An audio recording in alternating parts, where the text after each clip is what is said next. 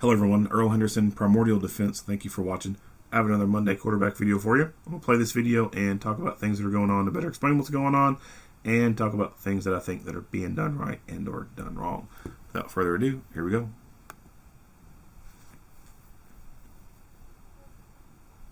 Hello, I'm Deputy Chief Terrence Rose of the Dallas Police Department's Criminal Investigations Group. I'm here to provide an update on the death in custody that occurred on August 30th, 2022 at 8300 John Carpenter Freeway in Dallas, Texas. Gathered surveillance camera video will be shown at the end of this presentation. On August 30th, 2022 at about 8 a.m., the U.S. Marshals Task Force, which includes members of the Dallas Police Department, received information that Rufino Olmos, 45, was at the La Quinta Hotel at 8300 John W. Carpenter Freeway. Task Force members were looking for Olmos, who had felony warrants out of the Austin Police Department for continuous sexual abuse of a child and indecency with a child. The preliminary investigation determined a Dallas police officer saw Olmos walk out of the east door of the hotel toward the front parking lot and get into an SUV. Task Force members then drove and positioned their vehicles behind Olmos' vehicle, blocking him in. At this time, police then told Olmos repeatedly to show his hands, and he did not comply. A Dallas police officer approached the passenger side of the vehicle and used a pry bar to break the right back window to allow officers to see Olmos inside. An officer then reported seeing Olmos with a black pistol in his hand pointing backward at his chest with the thumb inside the trigger guard. Officers then heard one gunshot. A Dallas police officer removed the pistol from Olmos' lap and placed it on the hood of Olmos' vehicle. Olmos was taken to a local hospital by Dallas Fire Rescue, where he died at 8:31 a.m. No officers discharged their weapon and no officers were injured. The Dallas Police Special Investigations Unit is conducting a death in custody investigation. The Office of Police Community Oversight and the Dallas County District Attorney's Office were made aware of the incident. The District Attorney's Office will conduct their own investigation. Okay, so this is interesting sounding.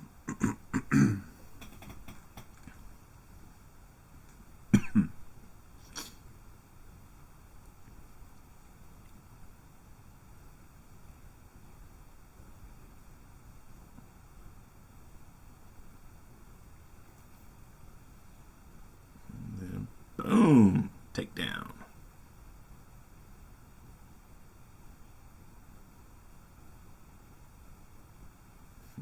Damn. So fucked up.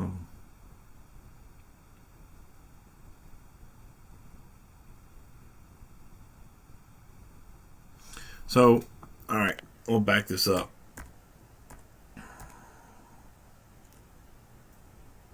I like the overwhelming presence here, but let's now, I don't know for sure what the full layout is, but let's be realistic here. What do we see right here? We see bushes. Now, we cannot see with great clarity what is on the other side of these bushes. However, in my experience, being out in public with places that have bushes like this, there's really nothing else on the other side of those bushes. So unless there's like some type of little concrete retaining wall that goes pretty far up that this vehicle could not go over, it's very realistic or very likely that this vehicle would easily be able to punch through those bushes and escape.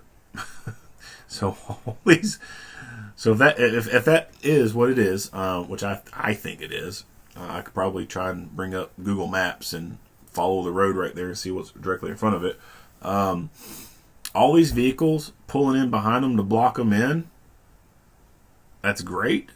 But all this dude had to do was throw this motherfucker and drive and hit the accelerator and drive right through this shit. And then they all would have been like pointed inwards and then having to scramble to back up, get out of each other's way, and then initiate the pursuit. So you've got to take in the environment into consideration. And if it's just bushes right in front of a vehicle, those bushes are not going to stop it. Now, if there were rocks like this, these big-ass boulders, all along the front, okay, yeah, that's going to stop it. It might like go over part of it, but it's not going to completely traverse it and go all the way over and make it over like a damn Jeep would. So just keep that in mind. Just because there's something that looks like a barrier does not mean that it is an actual true barrier.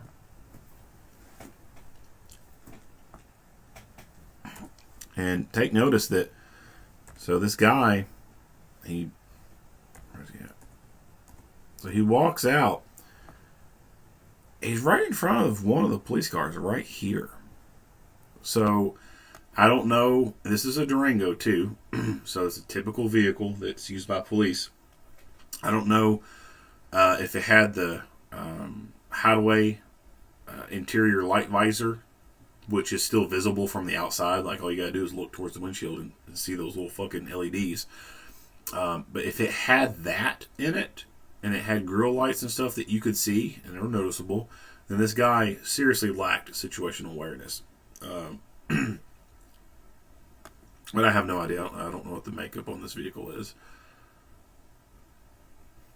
But this little child molester, he was probably thinking about, sick, twisted shit as he's walking, and that's probably why he wasn't paying attention to notice that. Well, we can see in the lights there that if we can see lights like that in the side going off, then presumably he has to have the interior light bar in the front. So that's a fail on that dude's part, not noticing a vehicle like that sitting there. So we got 1, 2, 3, 4, 5, 6, and we'll count this van sitting here as 7 police vehicles. So we know there's at least 7 police there, maybe more.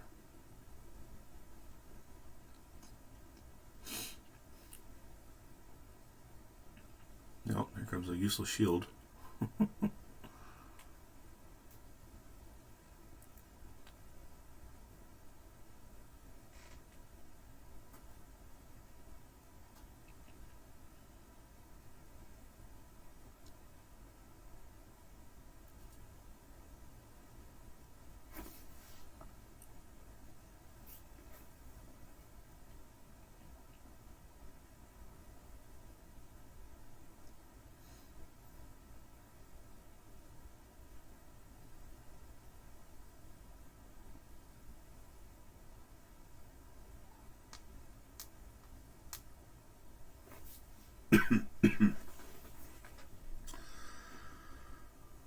Well, alright, so maybe they're starting to close in.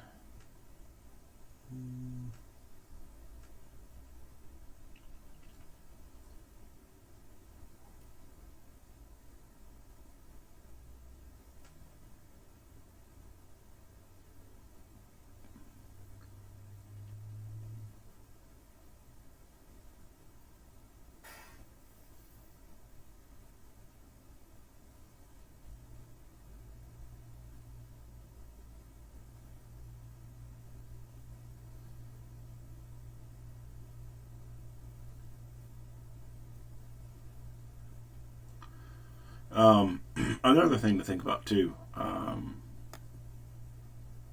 all these vehicles going forward. So realistically, if they knew ahead of time they're going to do the takedown right there, as they initiated that takedown, someone should have gone out to block traffic out here. That way, if they did have to start shooting, then at least there wouldn't be innocent bystanders driving across the front and potentially taking rounds. Like, if you're able to take those preventative measures, then by all means take those preventative measures. No sense in good guys getting shot, because we all know that in gunfights there are going to be missed rounds. Like, not all rounds are going to hit their intended target, and so those people driving to the front, like, if shit popped off, if someone happened to be driving right through the front at the wrong time, they could have been hit. But the person in this van pulling in is like, what the fuck? Alright,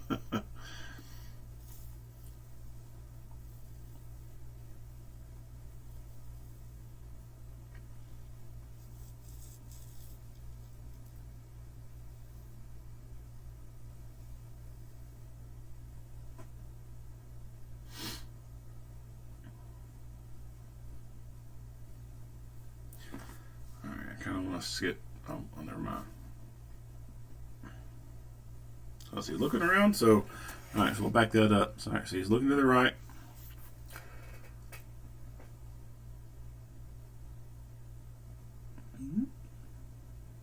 I guess he just wasn't fully paying attention to that Durango over there.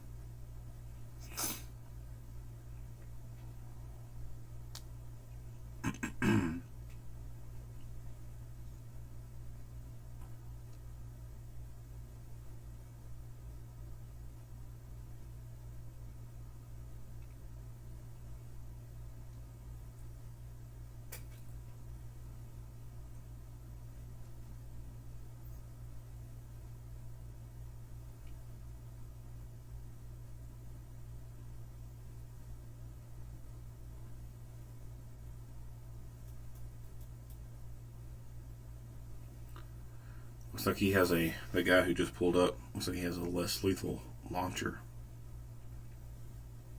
Usually less lethal devices are in some type of bright color, like a yellow or a orange or like a lime green kind of color that designate them as a less lethal.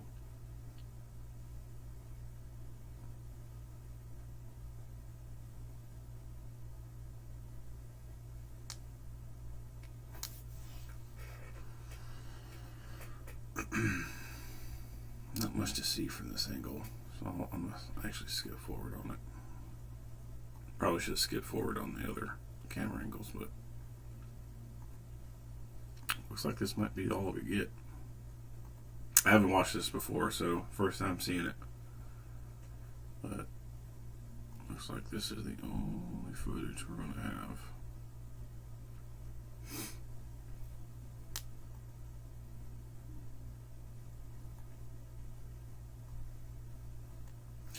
Yep, only footage we're going to get out of this. So unfortunately there's no body cam footage, just crappy ass security camera footage from the building itself. I want to replay what he said the guy did. Task force members then drove and positioned their vehicles behind Olmos' vehicle, blocking him in. At this time, police then told Olmos repeatedly to show his hands, and he did not comply. A Dallas police officer approached the passenger side of the vehicle and used a pry bar to break the right back window to allow officers to see Olmos inside. An officer then reports seeing Olmos with a black pistol in his hand pointing backward at his chest with the thumb inside the trigger guard. Officers then heard one gunshot. A Dallas police officer removed the pistol from Olmos' lap and placed it on the hood of Olmos' vehicle. Olmos was taken to a local hospital by Dallas Fire Rescue, where he died at 8:31 a.m. All right, so this dude knew what was up. He knew that he was cornered. Well, he thought that he was. Excuse me. He thought that he was cornered, and he wasn't able to go anywhere. Realistically, I think he probably could have just thrown the car in the drive and go straight forward, but he was not, obviously, a outside the box kind of thinker. So this dude, feeling cornered, knowing that this is it, his freedom's going to be over, he's going to be spending a lot of time in Concrete City, he decided to check out. He chose the self-terminate route, and honestly, that's the best kind of outcome that we could have hoped for. This guy's a child molester. He really has, in my opinion, no place in society. We should not keep child molesters. There's no rehabilitating them. If there's no ability to rehabilitate them, then why do we need to keep them around? I mean, you can say as their punishment they can remain in prison for the rest of their life, but is that really truly punishment? You have to think about the reality of prison, and a lot of people, that's the problem, is they don't have an understanding of corrections. They, just like everything else in life, they base shit off what they see in movies. And in the movies, they see prison as being this like a harsh place, like it's so fucking horrible, you know. In reality, it's not. In reality, the child molesters, they get access to cable TV just like the rest of the other inmates. And guess what? There's children programming on cable TV. TV. So what do these sick fucks do? They tune it to the children's programming. Now, there might be some cartoons playing during that time, but there's also maybe some programs where there's like live action footage, like kids playing on the playground, like a little kid show, kind of like Nickelodeon or whatever. And they get to watch the kids. That happens. I've fucking seen it with my own eyes. And child molesters enter into what's called protective custody.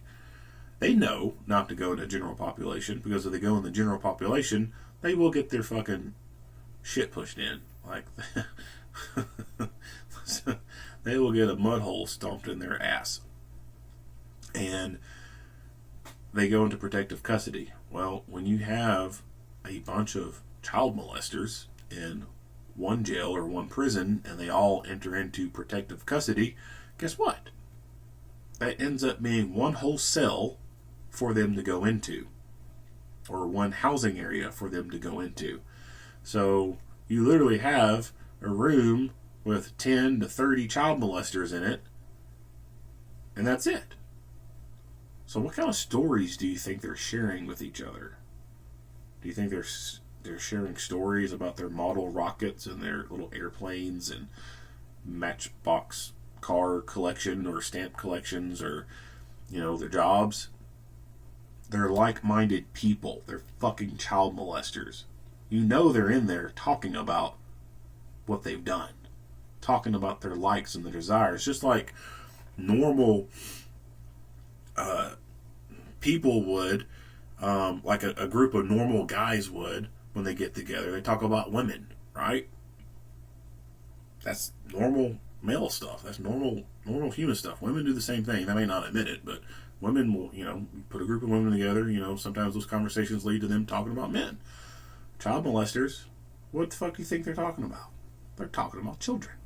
So, keeping a child molester in prison for the rest of their life is not really punishment. One, they get to share the stories with their other sick little fucking bastards. Two, they get to have access to cable television and can watch children's programming and see kids on TV.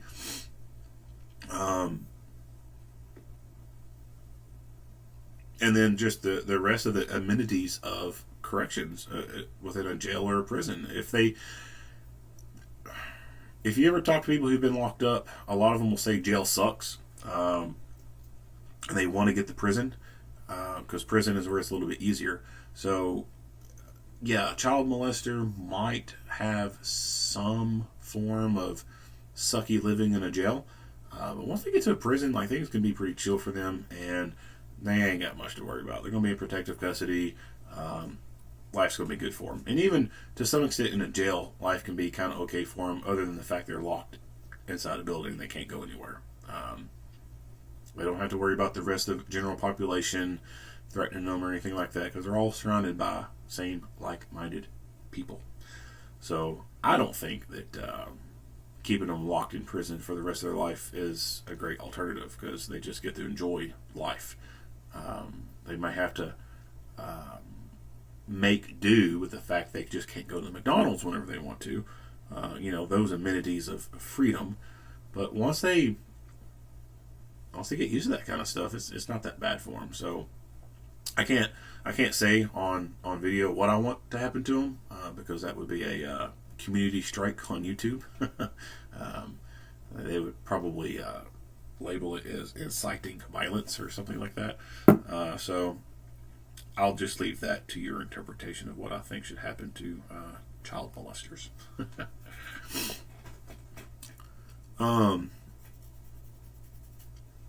Not much else to say about this video. If you like what you hear and see, go ahead and give me a like and a share. If you have not already, hit that subscribe button and stay tuned for more Monday quarterback videos. Earl Henderson, Primordial Defense. Thank you for watching.